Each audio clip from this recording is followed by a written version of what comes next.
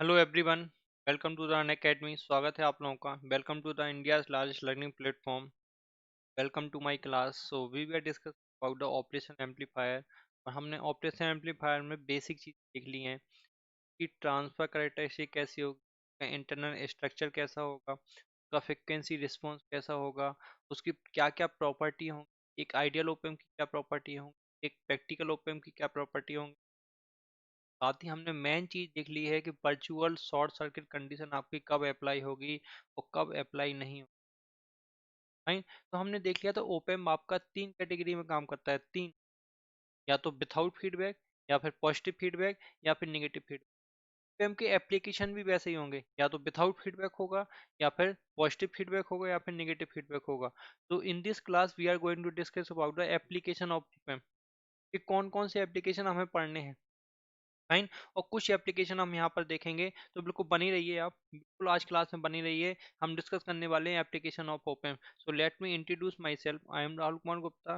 I am 8 time GATE qualified and 1 time ISRO qualified. I am M.Tech from IIT BHU and I have teaching experience of over 4 years and I deal with the subject network theory, analog electronics and signal and system. My dear friends, अगर मैं इनकी बात करूँ, analog electronics and signal system की, तो बेटा ये electronics, electrical and instrumentation IN, इन तीनों ब्रांच में इनका अच्छा खासा वेटेज है। कम से कम 20 to 30 मार्क्स का ये पेपर आता है। 20 to 30 मार्क्स का ये पेपर आता है बेटा। 80 में से 20 से 30 मार्क्स, मतलब बहुत अच्छा वेटेज है इनका, है ना।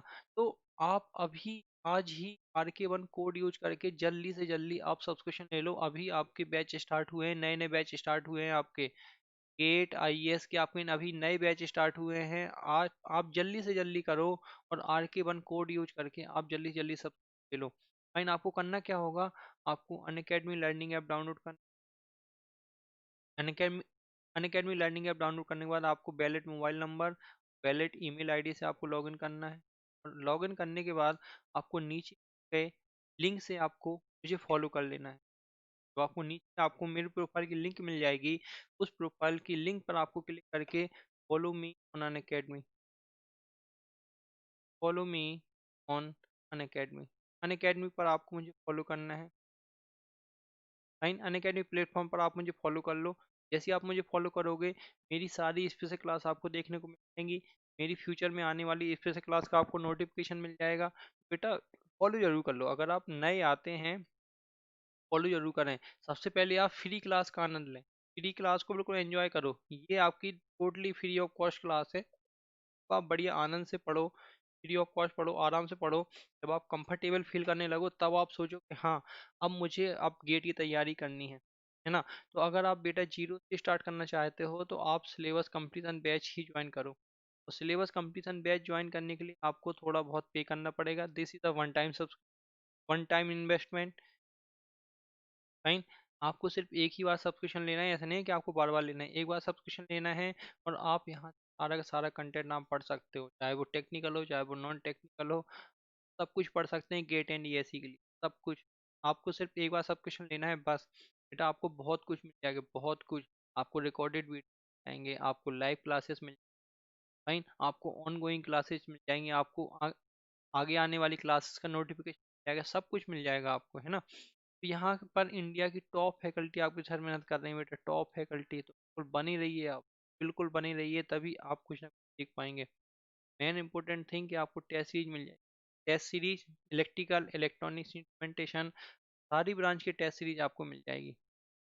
अगर आप बाहर से परचेज करोगे, तो बेटा इलेक्ट्रॉनिक्स की अलग से लेनी पड़ेगी, इलेक्ट्रिकल की अलग से लेनी पड़ेगी, और इंस्ट्रूमेंटेशन की आपको अलग से लेनी। बट यहाँ पर आपको एक ही सब्सक्रिप्शन में आपको सारी की सारी टेस्ट सीरीज, एक आपको आपकी फीस, अगर एक साल का प्लान लेते हैं, तो आपकी फीस है 30,250 रुपये। और अगर आप कोड अप्लाई करते हो बेटा RK1, तो आपकी फीस हो जाएगी 27,225।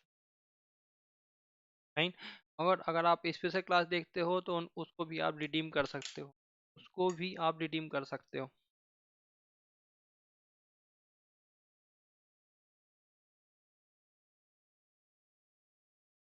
ये कोड लगाना मत भूलना।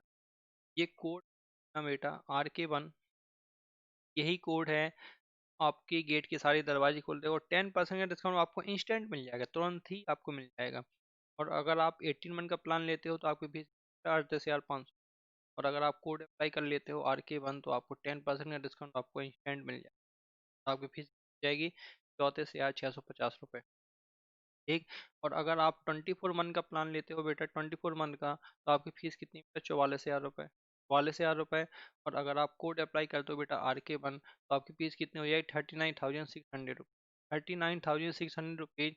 और आप यहाँ से आप क्रेडिट को रिडीम कर सकते हैं और अपना डिस्काउंट पा सकते हैं। जितनी जल्दी हो सके आप सब्सक्रिप्शन ले लो, आपको फ़ायदा है। आपको क्या क्या मिल जाएगा? सबसे पहले तो आपको टॉप एजुकेटर के साथ लाइव क्लास करने का मौका मिल जाएगा। टॉप एजुकेटर के साथ आपको लाइव क्लास करने का मौका मिल जाएगा। फाइन। उसके साथ आप इंटरेक्शन कर सकते हो, साथ आप टॉपिक डिस्कस कर सकते हो, अपने डाउट क्लियर कर सकते हो, लाइव पोल में पार्टिसिपेट करो, टेस्ट सीरीज में पार्टिसिपेट करो, चैंपियनशिप में पार्टिसिपेट करो, और साथ में उनके PDF फॉर्म में अब उनके नोट्स डाउनलोड करो। बट नोट्स डाउनलोड करने के बाद आपको अपने नोट्स खुद बनाने हैं, तभी आपको मज़ा आएगा बेटा, है ना। और अगर कोई स्टूडेंट अगर मुझसे कांटेक्ट करना चाहता है, वहाँ से वो कर सकता है। करना क्या होगा? उसको सबसे पहले ये नीचे दिया गया एक फॉर्म भरना होगा। डिस्क्रिप्शन बॉक्स में आपको फॉर्म मिल जाएगा क्वेरी करके, में आपको भरना होगा। यहाँ पर अपना स्टूडेंट नेम डालना होगा। यहाँ पर आपको मोबाइल नंबर डालना होगा। और यहाँ पर आपको मेरा नाम डालना होगा।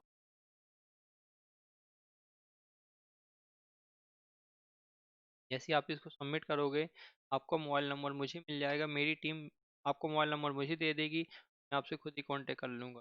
चलो, तो अब हम पढ़ने जा रहे हैं application of open, very very important. Application of open हमें कितनी कैटेगरी में पढ़ना है?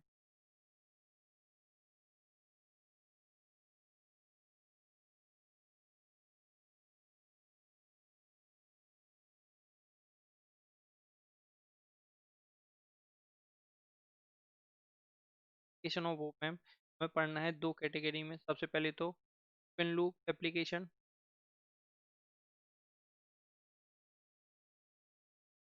Open loop application and close loop application, application and close application. Open loop application में सिर्फ एक ही एप्लीकेशन है। और ओपन लूप का मतलब है कि when PAMP is used without feedback, without feed closed loop का मतलब है when feedback is used, when feedback is used। closed loop का मतलब होता है when feedback is used। जब फीडबैक यूज होगा बेटा तो हम क्या बोलेंगे? Close loop. तो जब फीडबैक नहीं होता है, सिर्फ एक ही एप्लीकेशन है, वो है आपका वोल्टेज कंपैरेटर। और इस सर्किट का यूज काफ़ी जगह होता है। जब आप डिजिटल पढ़ते हो तब भी आपका ये डिजिटल में वोल्टेज कंपैरेटर बहुत अच्छी तरीके से यूज होता है। जब हम फीडबैक जब हम फीडबैक पर आते हैं तो यहाँ पर दो एप्लीकेशन है। एक तो पॉजिटिव फीडबैक एप्लीकेशन और एक negative feedback application. Negative feedback में हमें सबसे ज़्यादा एप्लीकेशन निगेटिव में ही पढ़नी, negative feedback and positive feedback application, positive feedback application. ठीक। निगेटिव फीडबैक में हम एग्जाम्पल हैं जितने आपके अर्थमेटिक ऑपरेशन हैं, एम्पलीफायर है, जितने भी अर्थमेटिक ऑपरेशन है, सारे के सारे मैथमेटिकल ऑपरेशन हमें इसी में पढ़ने होते हैं। Mathematical operation. ठीक है। फिल्टर हैं, एक्टिव फिल्टर्स हैं, हमें किसी हमें किसमें पढ़ने होते हैं? ये सारी की सारी निगेटिव फीडबैक के एग्जाम्पल हैं। अगर मैं पॉजिटिव फीडबैक की बात करूं तो कौन कौन से एग्जाम्पल हैं? सिमिट ट्रिगर है। सेकेंड, आपको वेव फॉर्म जनरेटर है और मल्टी वाइब्रेटर है। ये सारे एप्लीकेशन किस में आते हैं बेटा?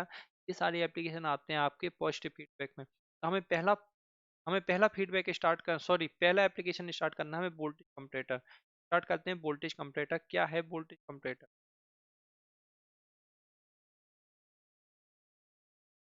Voltage comparator, what is voltage comparator? क्या करता है वोल्टेज कंपैरेटर? सबसे पहले तो आपको ध्यान रखना है कि ये क्वेश्चन पूछा गया है वोल्टेज कंपैरेटर में कौन सा फीडबैक होता है, तो बेटा उसमें कोई भी फीडबैक नहीं होता है, विथआउट फीडबैक होता है। That means if op amp is as amplifier या फिर यूज विथआउट फीडबैक। सीधी सीधी बात, यूज विथआउट फीडबैक सिर्फ एक ही एप्लीकेशन है। और हमें इतनी चीज पता है कि जब ओपन विथआउट फीडबैक काम करता है या फिर विथ पॉजिटिव फीडबैक काम करता है तो हमेशा आउटपुट या तो प्लस बी सेट होता है या फिर माइनस बी सेट होता है हमेशा। ये चीज हम डिस्कस कर चुके हैं कि characteristics, transfer characteristics of open में हम डिस्कस कर चुके हैं पिछले लेक्चर में। वो चीज आपको ध्यान रखनी है। तो it can compare input voltage, can compare, ये टू वोल्टेज को कंपेयर करेगा। देखेंगे सर्किट कैसा बनेगा।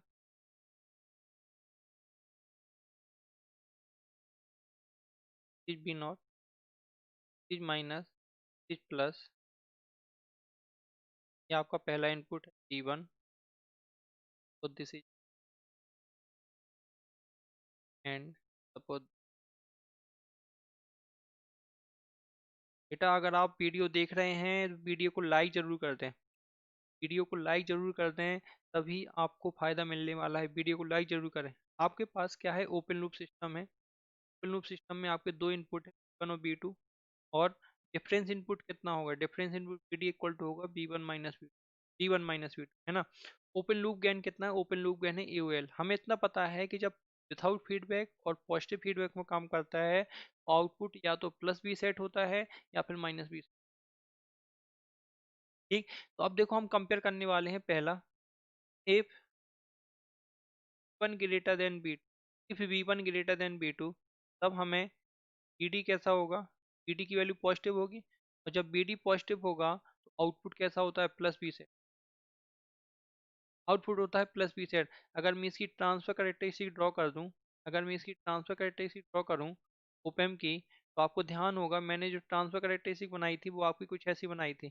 आपको ध्यान होगा ये आपका प्लस बी सेट था और ये आपका minus B sat. This is minus B sat and this is plus B sat, this is plus B sat, this is input BD and this is output. ठीक, ये कौन सा रीजन होता था, this is the saturation, this is the saturation region. ये कौन सा region होता था, the linear region, this is the linear region. जब भी पॉजिटिव फीडबैक और पॉजिटिव और विथआउट फीडबैक जब भी होता है, positive feedback and without feedback जब भी होता है तो हमेशा वो किस में काम करता है, हमेशा वो सैचुरेशन रीजन में काम करता है। और जब निगेटिव फीडबैक में होता है, निगेटिव फीडबैक में होता है हमेशा किस में काम करता है वो, हमेशा और हमेशा वो लीनियर रीजन में काम करता है। ठीक है, तो जब BD पॉजिटिव होगा तो आपका आंसर कितना आएगा, प्लस बी से। Second, second, if B1 less than B2 होगा उस केस में BD कितना हो जाएगा, BD निगेटिव होगा तो आपको आउटपुट कितना मिलेगा, आउटपुट मिलेगा आपको माइनस। जल्दी से इसको नोट कर लीजिए, जल्दी से जल्दी इसको नोट कर लीजिए बेटा, जल्दी से इसको कर लीजिए। हम एक क्वेश्चन सॉल्व करेंगे उससे आपको क्लियर होगा कंपैरेटर हमें कैसे सॉल्व करने हैं। जल्दी से इसको नोट कर लीजिए बेटा, 1 मिनट का टाइम दे रहा हूँ मैं।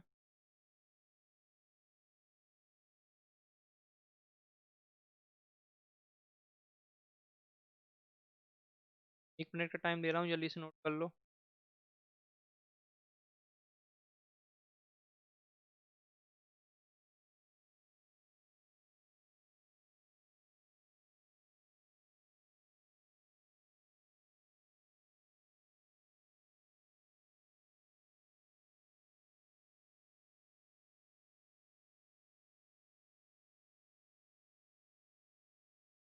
चलो आई होप आपने नोट कर लिया होगा।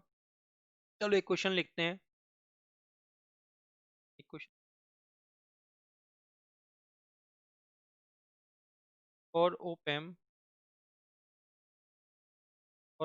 Song input as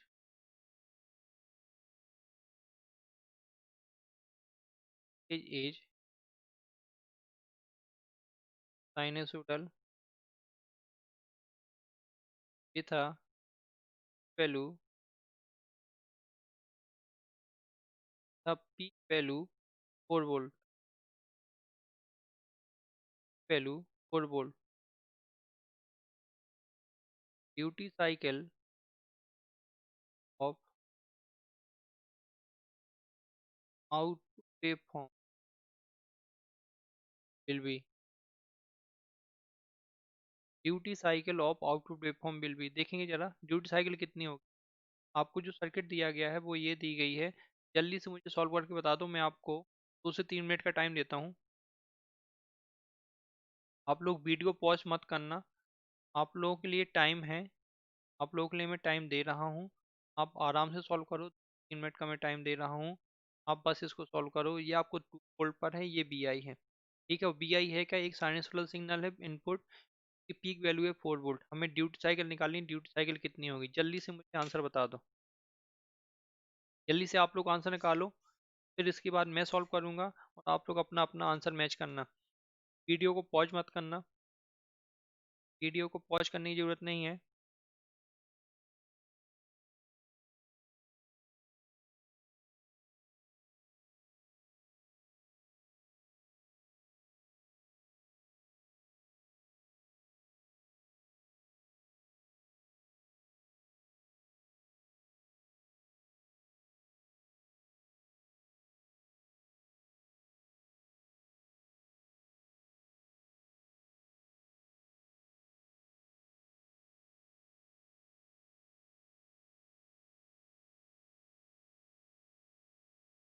question solve कर लो।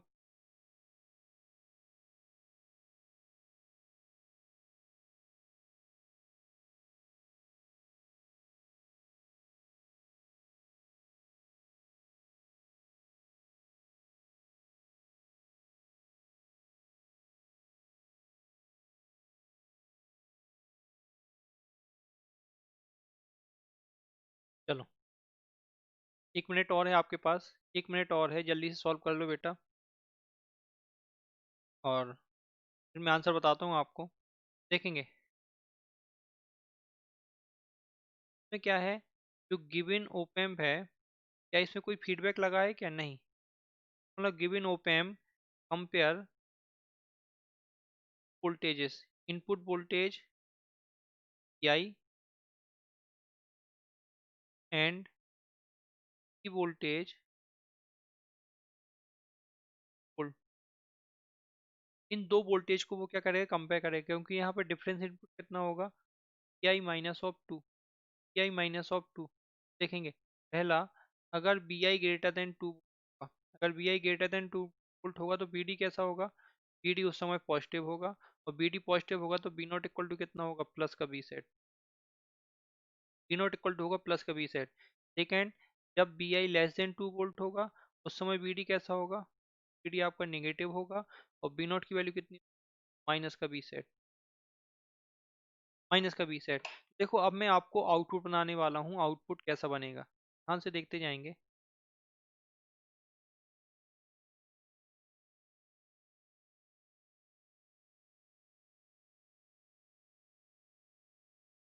ये आपका टी है, यहाँ पर सबसे पहले तो मैं इनपुट बना देता हूँ, एक साइनसोइडल सिग्नल है जिसकी वैल्यू कितनी है बेटा, 4 वोल्ट।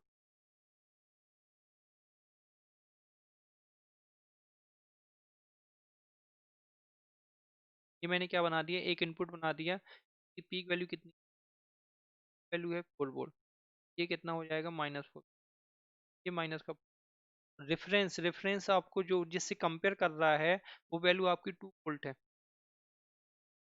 वो वैल्यू आपकी 2 वोल्ट है, तो जस्ट हाफ हो जाएगा, तो जस्ट हाफ हो जाएगा, ये वैल्यू है बेटा 2, ये वैल्यू कितनी है, 2 वोल्ट, ठीक है। अब देखो, अब मैं यहाँ पे आउटपुट बनाने वाला हूँ रेड पेन से, उसने क्या बोला है, अपने पास कंडीशन कुछ ऐसी है, मैं फिर से लिख देता हूँ कि जब बी आई ग्रेटर देन 2, तब वी नॉट की वैल्यू है प्लस बी सेट। जब बी आई की वैल्यू लेस देन 2, तब बी नॉट की वैल्यू है माइनस का बी सेट। रेड पेन से मैं आउटपुट बनाने वाला हूँ। B I greater than 2 volt मतलब क्या है, सिर्फ इतना सा पोर्शन, सिर्फ इतने से पोर्शन में आपका आउटपुट कितना होगा, प्लस बी सेट। और उसके नीचे, जब भी नीचे रहेगा आउटपुट कितना रहेगा, माइनस का बी। देखो यहाँ इस वाले, यहाँ तक आपका आउटपुट कितना रहेगा, माइनस का बी सेट, माइनस का बी सेट। फाइन। जैसी बी आई की वैल्यू 2 वोल्ट से ऊपर जाएगी, जैसी बी आई की वैल्यू 2 ऊपर जाएगी, आपका आउटपुट कहाँ पहुंच जाएगा, प्लस बी सेट पे।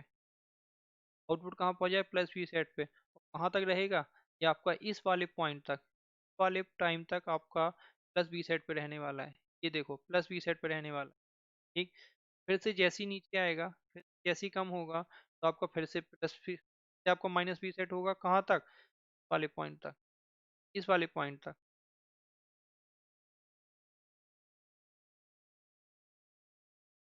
और फिर से इस वाले पॉइंट से लेके और इस वाले पॉइंट तक फिर से प्लस बी सेट रहेगा।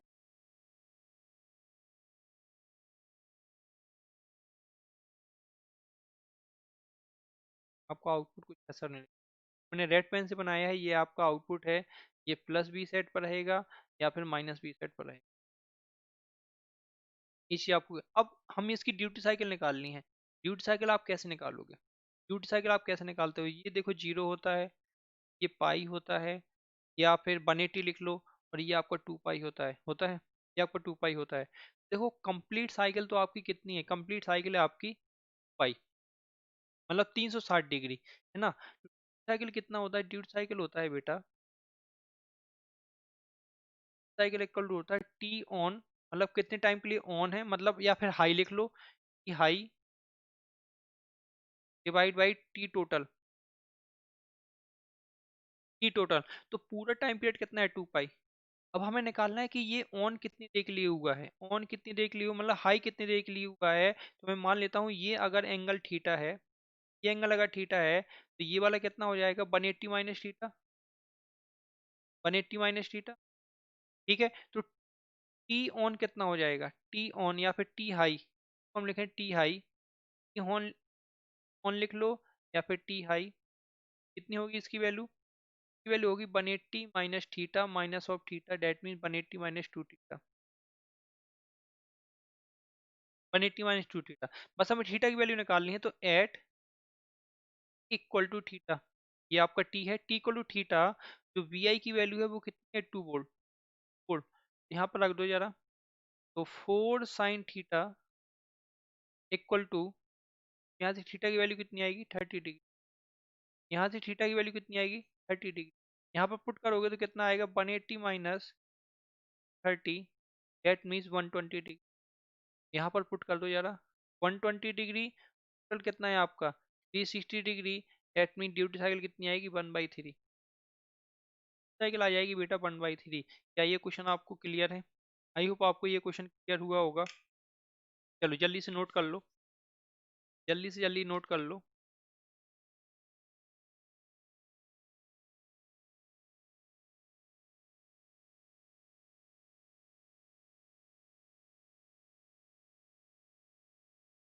जल्दी से नोट कर लो,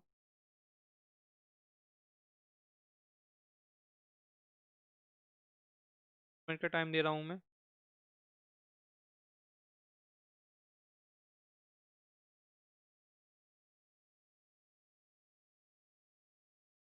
सिर्फ एक ही एप्लीकेशन है, सॉरी आपकी विदाउट फीडबैक, सिर्फ मैं सिर्फ एक ही एप्लीकेशन है, वो है आपका वोल्टेज कंपैरेटर। ये ओपेम हमेशा दो वोल्टेज को कंपेयर करता है। तो क्वेश्चन पूछा जाता है वोल्टेज कंपैरेटर का आउटपुट क्या होगा, तो वोल्टेज कंपैरेटर का आउटपुट बेटा हमेशा एक आपकी स्क्वायर वेवफॉर्म या फिर रेक्टेंगुलर वेवफॉर्म, है ना। हमेशा और हमेशा आपकी यही वेवफॉर्म होगी, प्लस और माइनस, प्लस और माइनस, बस प्लस और minus. Logic 1 logic 0, logic 1 logic 0, logic 1 logic 0, that's why it is used the digital circuit. Logic 1 मतलब 1, लॉजिक 0, माइनस बी सेट मतलब लॉजिक 0, वहां पर 0 और 1 ही तो होता है। तो हमेशा दो वोल्टेज को कंपेयर करेगा। अगर आपका बी डी पॉजिटिव होगा तो लॉजिक 0 मिल जाएगा, अगर आपका पॉजिटिव नेगेटिव होगा तो लॉजिक, सॉरी, अगर आपका पॉजिटिव, अगर आपका जो डिफरेंस है वो अगर पॉजिटिव है तो आपको लॉजिक 1 मिल जाएगा, अगर आपका डिफरेंस नेगेटिव होगा तो आपको लॉजिक 0 मिल जाएगा।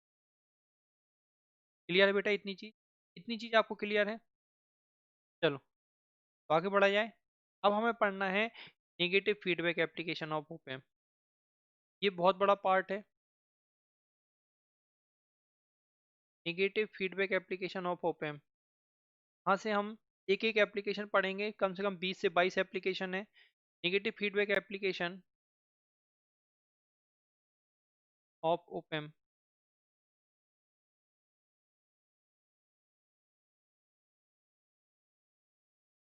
ऑफ ओपेम सुनेंगे। नेगेटिव फीडबैक एप्लीकेशन में हमें सबसे पहले तो अजम्पशन मानना है, तभी हम ये एप्लीकेशन परफॉर्म कर पाएंगे। Have to assume some condition, some assumption, we have to take some assumption. हमेशा वो अजम्पशन लेके ही चलना पड़ेगा, तभी आप वो एप्लीकेशन सॉल्व कर पाओगे। फाइन। अगर वो अजम्पशन नहीं लोगे तो आपकी एप्लीकेशन सॉल्व नहीं होगी। तो नेगेटिव फीडबैक में हमें क्या करना है? Negative feedback op amp circuit are analysed in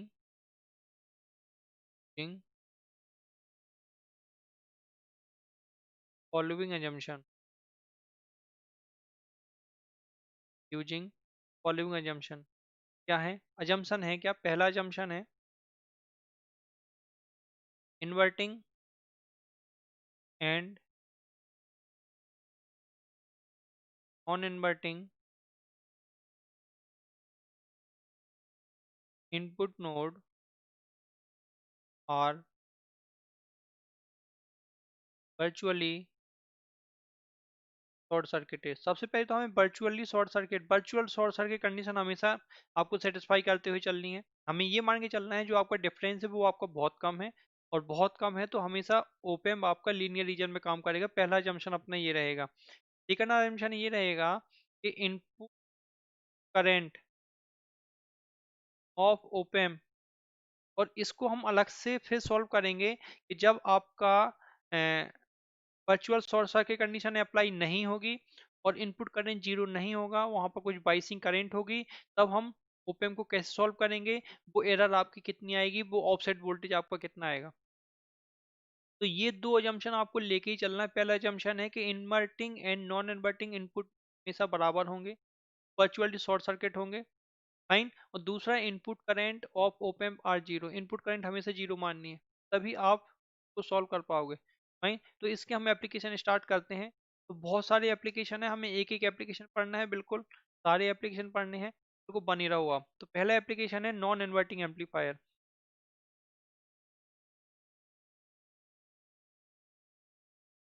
non inverting amplifier,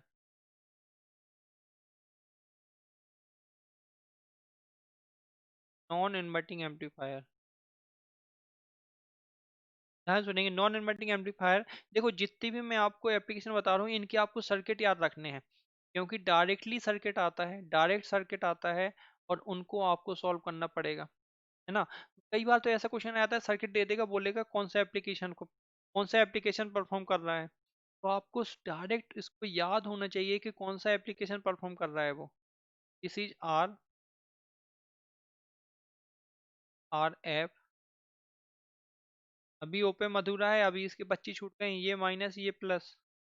यहाँ से हमें इनपुट देना है, यहाँ से हमने इनपुट दे दिया बी आई, ये आपका ग्राउंड होगा, ये आपका ग्राउंड होगा। This is called non inverting amplifier. Circuit बना लो जल्दी से, जल्दी से सर्किट बना लो बेटा। आर आर एफ, जल्दी से जल्दी सर्किट बना लो बेटा।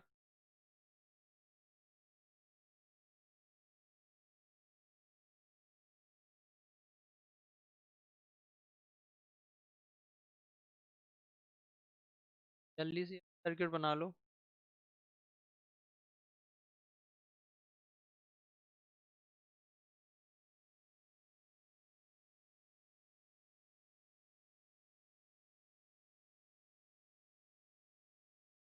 बना लिया होगा, देखेंगे अब।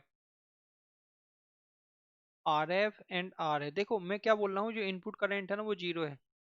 इनपुट करंट आपकी जीरो है, ये वाली करंट कितनी है, जीरो है। यहाँ पर कोई भी करंट नहीं जा रही है। तो देखो जो करंट आर में हो वही करंट आर एफ में होगी, और अगर जो करंट आर में होगी वही करंट आर एफ में होगी, तो ये हमेशा क्या बनाएंगे, ये हमेशा आपके एक वोल्टेज डिवाइडर नेटवर्क बनाते हैं। R and R F create always voltage divider, मतलब सीरीज में होंगे ये, क्या होंगे, सीरीज में होंगे।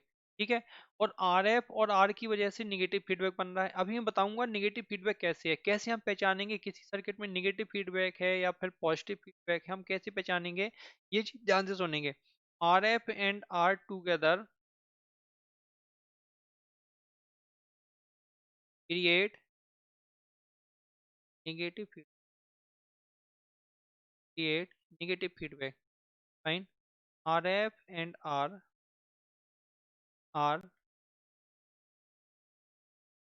effectively in series, and therefore they form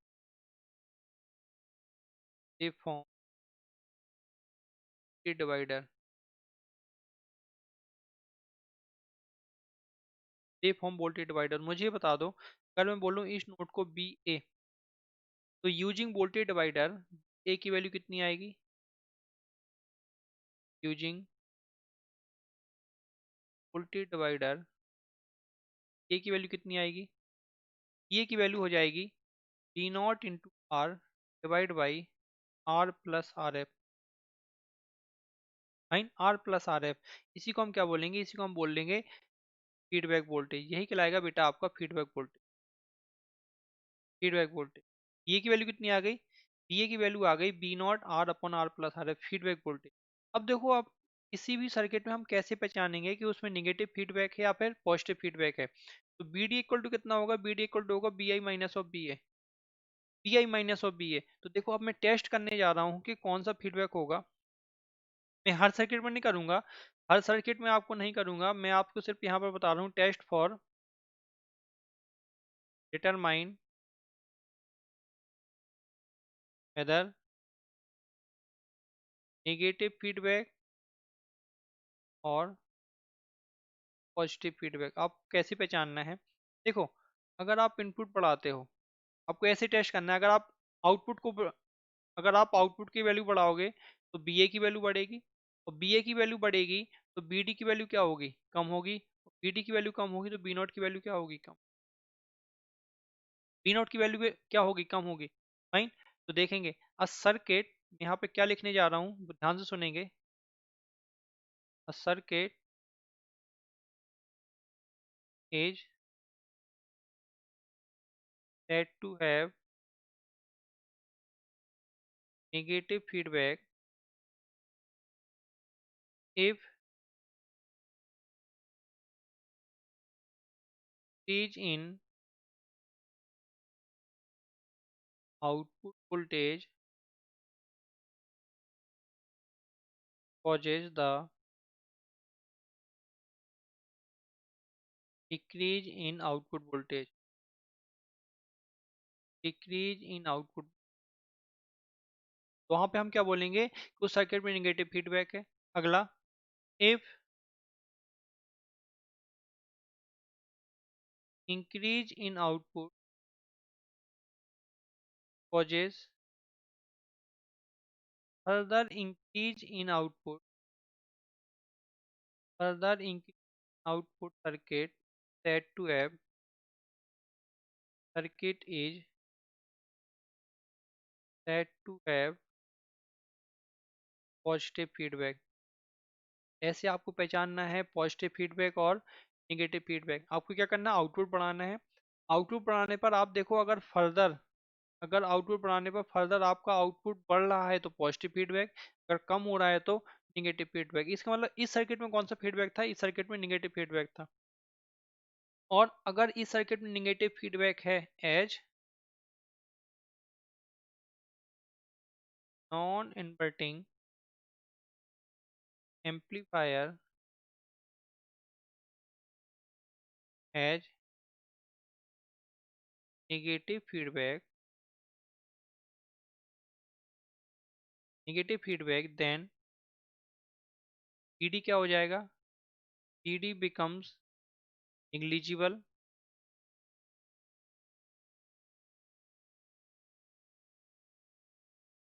therefore equal to I minus B D approximately zero. अब मैं ये चीज बार बार नहीं करूंगा, अब मैं ये चीज आपको बार बार नहीं करूंगा, B I minus B A, तो आपका बी आई की वैल्यू कितनी हो जाएगी, बी ए के बराबर, या फिर बी ए की वैल्यू कितनी हो जाएगी, बी आई के बराबर। पुट कर दो यहाँ पे, B I equal to B A की वैल्यू कितनी है, बी नॉट। ये चीज अब मैं आपको बार बार नहीं करूंगा, मैंने आपको पहले एप्लीकेशन में बता दिया है। अब मैं यही चीज आपको बार बार अप्लाई कर दूंगा, virtual short circuit, virtual short circuit हमेशा।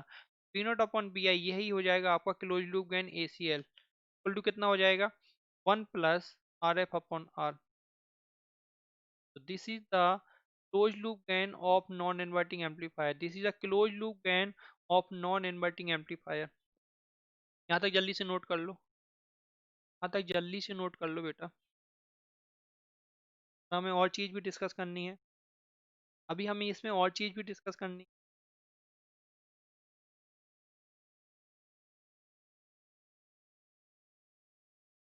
मुझे बताओ इनपुट और आउटपुट के बीच का फेज डिफरेंस कितना है, इनपुट और आउटपुट के बीच का फेज डिफरेंस आपका जीरो है, that means B naught and B I are in phase, hence it is called,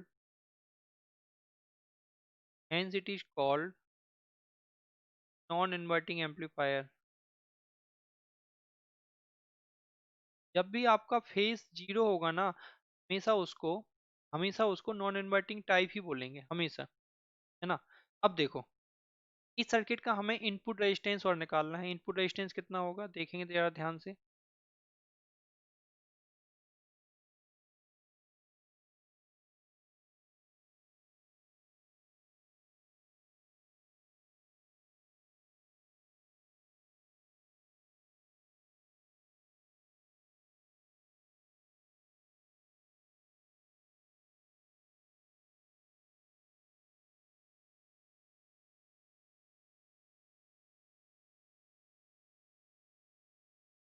चलो इनपुट रेजिस्टेंस और निकालना है, इनपुट रेजिस्टेंस आपको यहाँ से निकालना होगा, जब जहाँ से आपका इनपुट लगा होगा वहीं से निकालेंगे आप input resistance. But input current कितनी है इसकी है, आई आई इक्वल टू जीरो है, तो इनपुट रेजिस्टेंस कितना हो जाएगा, हर सर्किट का हमें इनपुट रेजिस्टेंस निकालने को आता है, इनपुट रेजिस्टेंस चाहे वो इन्वर्टिंग हो नॉन इन्वर्टिंग हो, ओपन सर्किट का इनपुट रेजिस्टेंस निकालने को आता है। तो इनपुट रेजिस्टेंस हम कैसे निकालते हैं, जो आर आई एफ होता है वो होता है B I upon I I.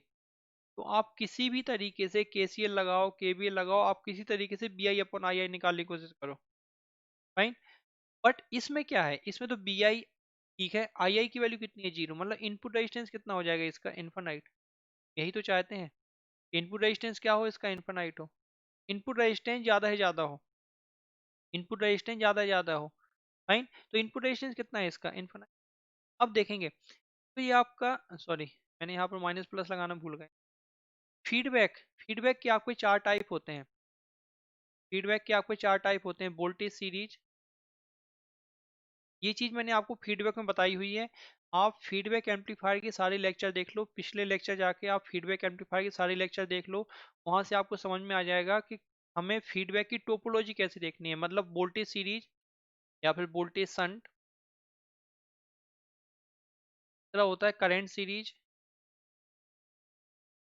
Current series and current shunt. और हमें कैसे पहचानना है किसी सर्किट में देखेंगे, सबसे पहले हम देखते हैं कि फीडबैक एलिमेंट कौन सा है। फीडबैक एलिमेंट क्या है, इसमें आर एफ, आर एफ की वजह से फीडबैक हो रहा है, आउटपुट आपका इनपुट में आके जुड़ रहा है।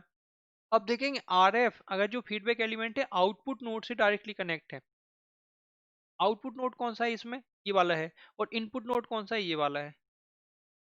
ओपेम में दो इनपुट नोड होते हैं, इन्वर्टिंग और नॉन इन्वर्टिंग। तो इनपुट नोड कौन सा है, इनपुट नोड है आपका भी नॉन इन्वर्टिंग, ठीक। तो अगर आपका फीडबैक एलिमेंट आउटपुट नोड से डायरेक्टली कनेक्ट है, तो वहां पर वोल्टेज की आपकी सैम्पलिंग होती है, वोल्टेज की सैम्पलिंग होती है। और अगर इनपुट नोड से डायरेक्टली कनेक्ट है तो आपकी संट की मिक्सिंग होती है, और अगर नहीं है कनेक्ट तो सीरीज की मिक्सिंग होती है।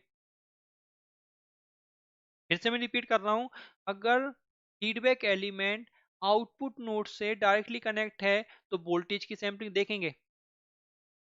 अगर डायरेक्टली कनेक्ट है, देखो, अगर यस है तो वोल्टेज की सैंपलिंग,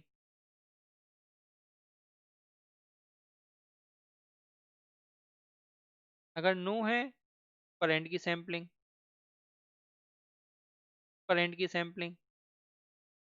है ना, directly connected to output node. ठीक है। और दूसरी चीज में क्या लिख रहा हूँ, देखो इसको अभी मिटा रहा हूँ मैं, directly connected to input node,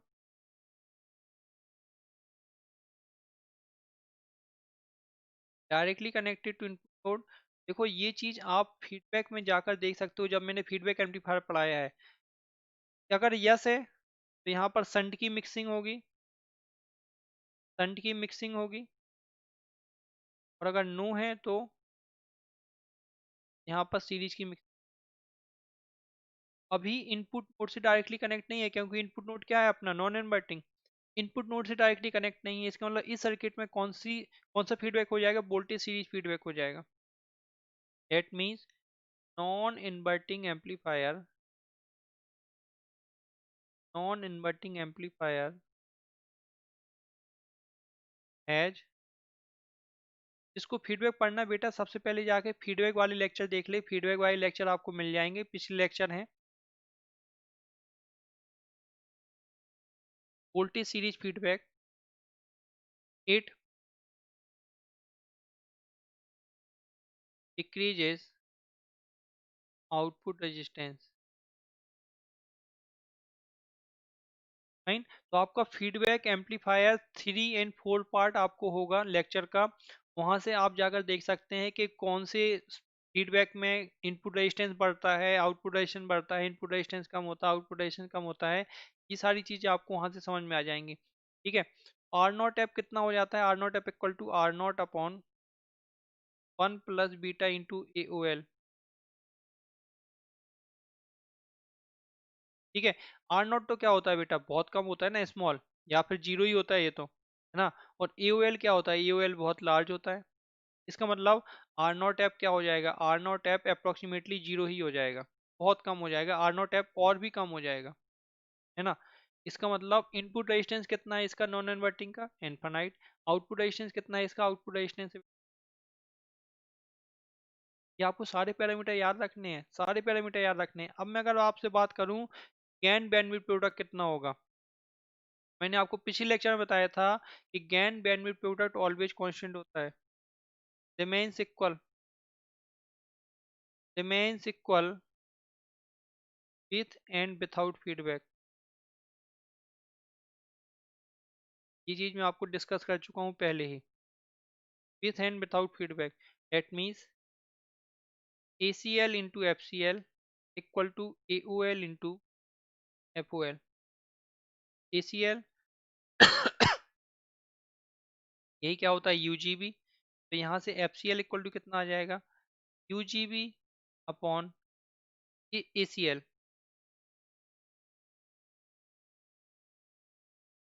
ये चीज क्लियर हो रही है बेटा। This is the bandwidth of non inverting amplifier,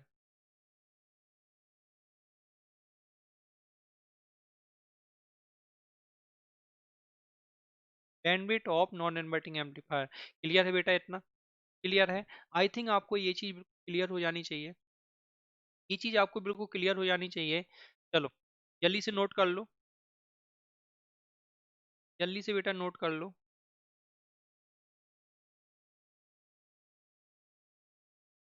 जल्दी से कर लो।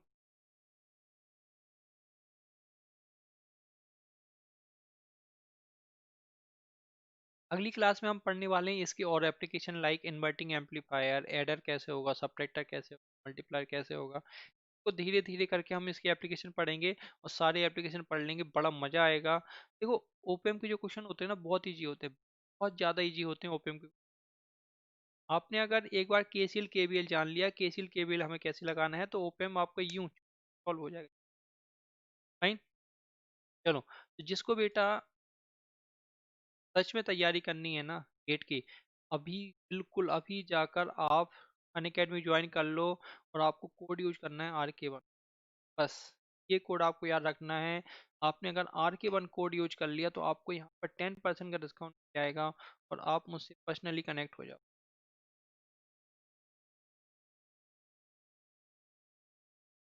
पर्सनली कनेक्ट हो जाओ। और आपको अगर कोई भी डाउट आता है तो आप कमेंट बॉक्स में ज़रूर लिख देना, कमेंट बॉक्स में अपने डाउट लिख देना, आपको आंसर मिल जाएंगे। और टेलीग्राम ग्रुप को आप ज्वाइन कर लो, टेलीग्राम चैनल को, वहाँ पर भी आप डाउट पूछ सकते हो। और मेरी पर्सनल टेलीग्राम चैनल भी आप ज्वाइन कर सकते हो, आप मुझसे कांटेक्ट कर लेना, मैं आपको सब कुछ बता दूंगा। मैंने आपको कांटेक्ट के लिए सब कुछ बता दिया, आपको कांटेक्ट कैसे करना है। ओके बेटा, मिलते हैं नेक्स्ट क्लास में, थैंक यू।